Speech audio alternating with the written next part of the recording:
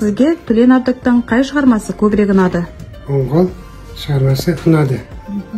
Терең мағыналы, әсерлі әңгімелері ұнады. Бүгінгі шарадан алған әсеріңіз қандай? Бүгін Төлен Әбдіктің Оңғол шығармасы туралы оқырман конференциясы өтті. Сол конференцияға қатысып өте керемет әсер алдым. Ол шығарманы жан-жақты талқылауға болады. Бірақ та менің қазір талқылайын деп тұрғаным жастарға, әсіресе бұл жердегі махаббат оқиғасы. Яғни